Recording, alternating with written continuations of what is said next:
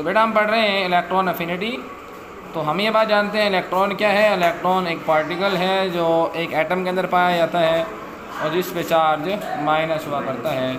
साथ हम देख रहे हैं कि हमारे पास लफ्ज़ है अफिनिटी। तो अफिनिटी का मतलब क्या होता है? खींचना या किसी चीज़ को अट्रैक्ट करना जो है वो अफिनिटी कहलाता है। तो बात ये है कि इलेक्ट्रॉन अफिनिटी बेसिकली है क्या। अब ये हमारे पास बेसिकली ये हुआ करती है एनर्जी। हकीकत में इलेक्ट्रॉन अफिनिटी एक एनर्जी हुआ करती है। तो अब हम क्या देखते हैं कि हमारे पास ये एनर्जी है क्या। आप जब भी किसी एक एटम के अंदर मीन आप कोई इलेक्ट्रॉन लें, उस इलेक्ट्रॉन को हम जब भी किसी एक एटम के अंदर दाखिल करेंगे तो इससे क्या होगा? इससे उस एटम पे चार्ज क्या आ जाएगा? माइनस।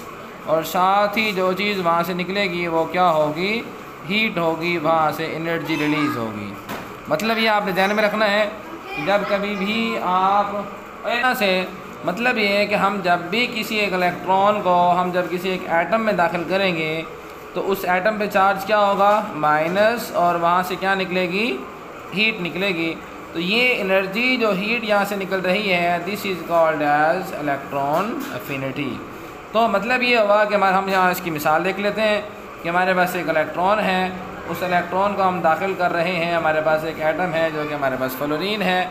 तो फ्लोरीन में जब आप इस इलेक्ट्रॉन को दाखिल करेंगे तो फ्लोरीन पे चार्ज क्या आएगा? माइनस चार्ज है, क्योंकि हमने इसमें इलेक्ट्रॉन दाखिल किया है।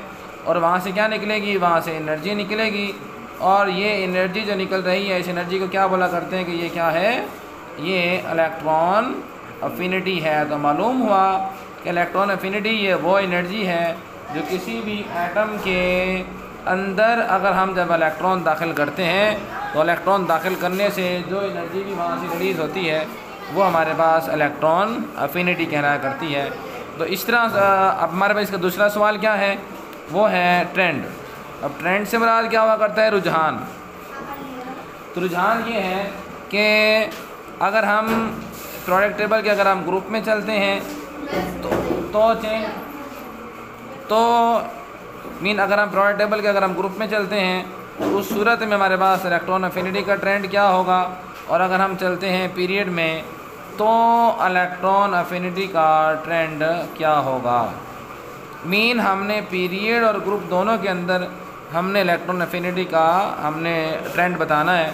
याद रखिएगा कि हम जानते हैं कि हम जब ग्रुप में चलते हैं तो आहिस्ता आहिस्ता जो एटम का साइज़ है वो आहिस्ता आहिस्ता बढ़ रहा होता है। तो मतलब अगर हम इस छोटे एटम में इलेक्ट्रॉन दाखिल करें और साथ अगर हम एक इलेक्ट्रॉन को इस बड़े एटम में दाखिल करें तो हम ये देखेंगे कि छोटे एटम में इलेक्ट्रॉन दाखिल करेंगे तो एनर्जी ज़्यादा रिलीज़ होगी। और अगर हम बड़े एटम में इलेक्ट्रॉन दाखिल करते हैं तो एनर्जी इससे कम रिलीज़ होती है। उसकी वजह ये है कि असल में इलेक्ट्रॉन जब हम दाखिल करते हैं तो एटम के सेंटर के अंदर होता है न्यूक्लियस। तो इलेक्ट्रॉन को जिस चीज़ ने खींचनी है वो न्यूक्लियस है। अब जब एटम छोटा होगा तो इलेक्ट्रॉन और न्यूक्लियस के दरमियान फासला कम है। तो न्यूक्लियस जब फोर्स से खींचेगा तो एनर्जी ज़्यादा रिलीज़ होगी।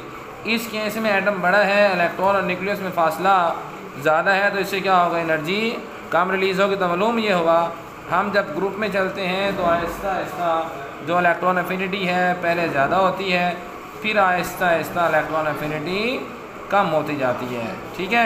इस तरह अगर हम बात करें पीरियड के हवाले से कि पीरियड में क्या है, हम जानते हैं पीरियड में एटॉमिक साइज़ डिक्रीज़ कर रहा होता है। तो इससे क्या होगा? अब हमने पढ़ा कि अगर एटम का साइज़ बढ़ेगा तो हमारे पास इलेक्ट्रॉन अफिनिटी कम होगी। और पीरियड में क्या हो रहा है? साइज़ बढ़ रहा है, कम हो रहा है।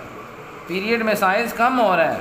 जब साइज़ बढ़ रहा है तो एनर्जी कम हो रही है। अगर साइज़ कम होगा तो एनर्जी बढ़नी चाहिए। तो इसका मतलब ये होगा हमारे पास पीरियड में इलेक्ट्रॉन अफिनिटी इंक्रीज़ करती है और ग्रुप में इलेक्ट्रॉन अफिनिटी डिक्रीज़ हुआ करती है। ठीक है। तो हम लिख सकते हैं कि एटॉमिक साइज़ जो है ये इन्वर्सली प्रोपोर्शनल है इलेक्ट्रॉन अफिनिटी के। मतलब जब भी एटम का साइज़ बढ़ेगा तो हमेशा इलेक्ट्रॉन अफिनिटी कम होगी।